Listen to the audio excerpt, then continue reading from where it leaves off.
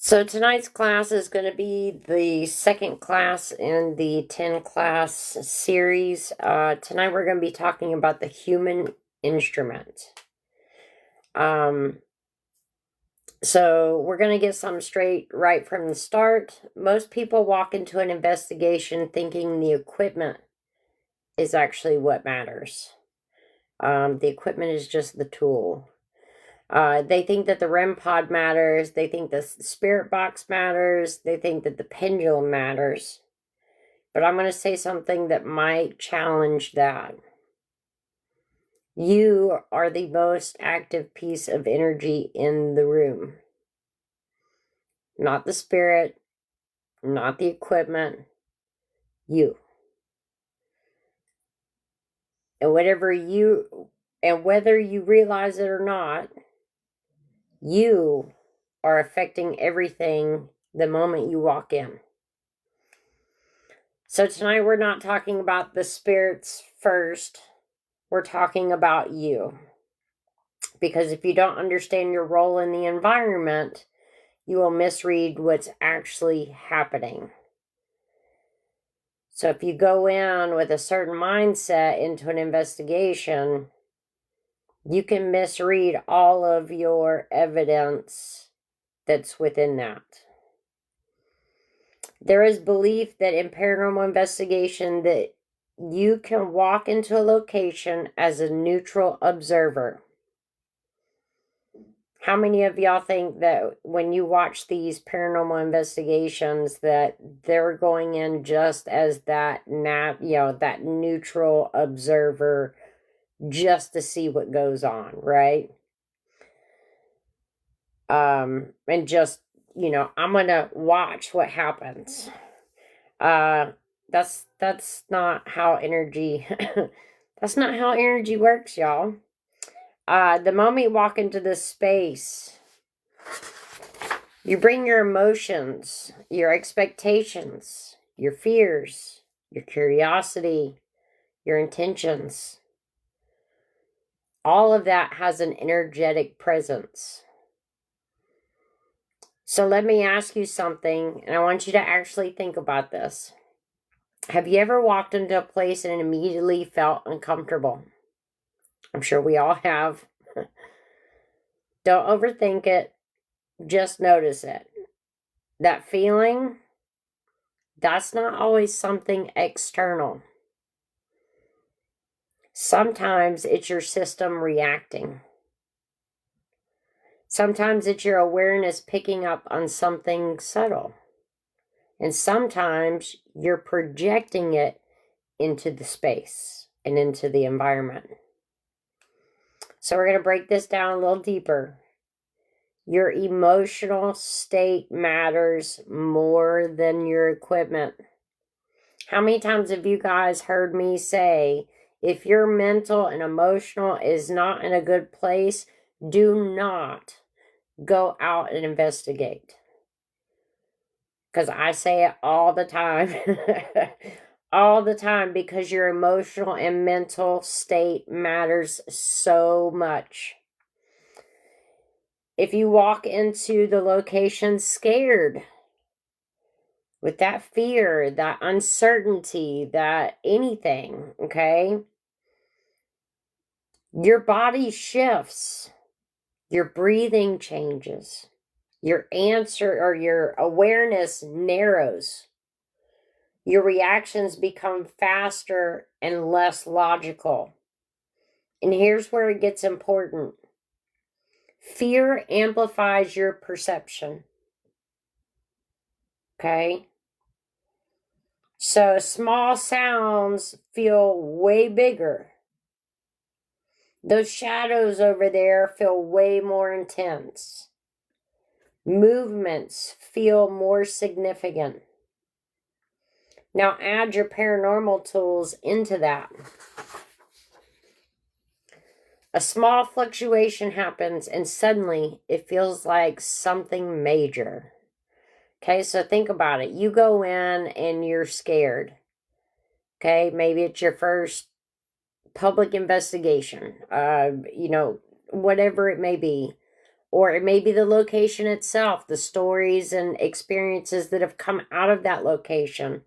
But if you walk in scared, you're automatically setting your energetic environment in that location to that energy. Okay? But suddenly that noise or that shuffle or that whatever, the REM pod going off could be another example. All those little things seem major. Not because it is, but because your emotional state has amplified it. Okay? Now, we talk about when we are in fear, if we get scared, right? Say a noise happens. We get scared. I talk about us grounding that, grounding ourselves back into the present moment to calm ourselves down, because that scared energy, the energy that you put off into the environment, is what is actually feeding whatever is causing that activity to happen. You are feeding it more energy to cause more things to happen, to get more aggressive. Okay? So now let's flip that. If you walk in grounded, calm, aware, you notice more, but you react less. That's why we always say it is key. You have to be able to stay grounded no matter what's happening. Even if you have to step outside or, you know what I'm saying, like leave the room, leave that energy, disconnect from it and come back. Once you're regrounded, that's fine.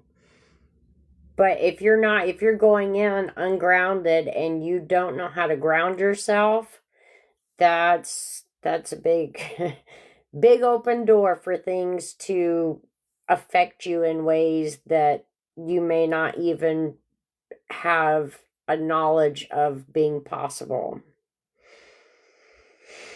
So that's the difference between going in with a reactive investigation and going in with an aware investigation. Now we're going to talk about something more most investigators don't realize they're doing. You create feedback loops. Okay? Here's how it works. You walk into a location and say, "Is anyone here?" You feel something. You react to that feeling. Okay? Say the energy shifts, or you feel that wind that feels like someone just walked by. Your reaction creates more energy. That energy feeds the environment. Now the experience intensifies. So you think it's getting more active. But what might actually be happening is you're feeding the loop. Okay?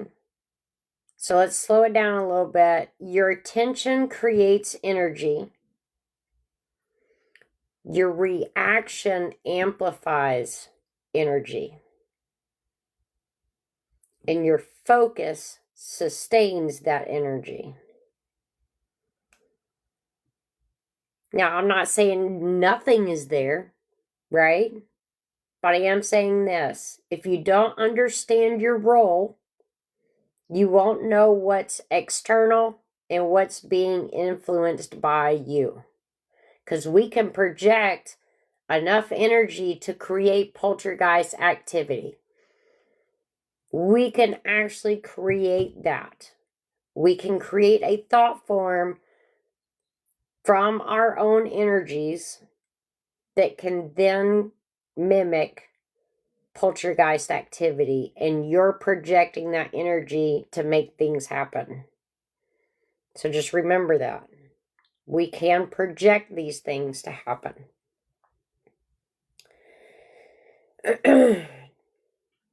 So I want you to do something with me. So right now, no tools, no equipment, just you. close your eyes for a moment.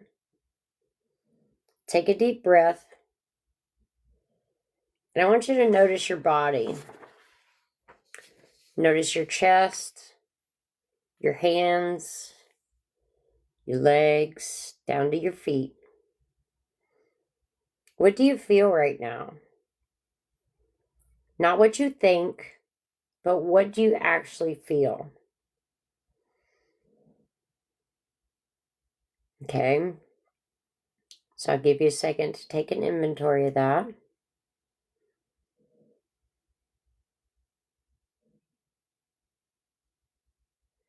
Now, did that feeling come from something outside of you? Or did it come from within you? This is where investigators get confused. Because not every feeling is external. And not every external feeling is obvious. This is why awareness matters. If you're the strongest influence in the room, then you need control over yourself, because you are the strongest influence in that room. Again, like we said earlier, not the spirit, not the tools, the equipment, not the spirit box, you. And it's that control of over your own state. Grounding is not a spiritual buzzword. It's stability. It's awareness of your body. We hear Kitty say it all the time. Where are your toes? Okay, we all laugh at it, but again, it makes you become aware and in the moment. Right? It's emotional control as well. It's being able to stand in a space and not react to everything. Because when you're grounded, you don't feed fear. You don't amplify noise. You don't create unnecessary loops. You observe. And observation is where real investigation happens. Because you're not assuming something you might be projecting to make something, like on high awareness or high alert. Like I said, when you walk in with that fear and something taps on the wall, but it's a very light tap, but your body is in full, oh my God, what was that? Like it was a big boom boom going off. You know what I mean? Like,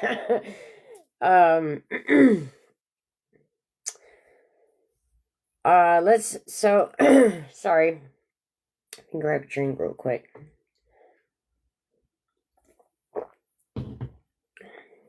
So now let's talk about something people notice but don't understand. Some investigators seem to get more activity than others. Same location, same tools, different results. Why is that? It's not always the spirits, it's the person. People who are more emotional reactive, more open energetically, and more focused, or even more intense, often create stronger interactions. But stronger doesn't always mean clearer. Sometimes it means more chaotic. The goal is not just activity. The goal is understanding. So here's what I want you to take from tonight. You're not just someone observing the paranormal. You are participating in it. Even just by going. Your presence matters. Your emotions matter. Your awareness matters. And if you don't learn to understand yourself, you will misinterpret what's happening around you. The tools don't come first. The spirits don't come first. You come first. Because you are the filter through which everything is experienced. That's why two people can be in the same room, experience the same thing, and have two totally different perceptions of it, of what happened. And once you understand that, you stop reacting to the unknown and you start seeing it clearly. Now, I did want to touch back on the point of different people get different results, right? So when we do our public investigations with the Black Wolf Paranormal at the Bell Witch Cave, we will do what we call a 360 EVP.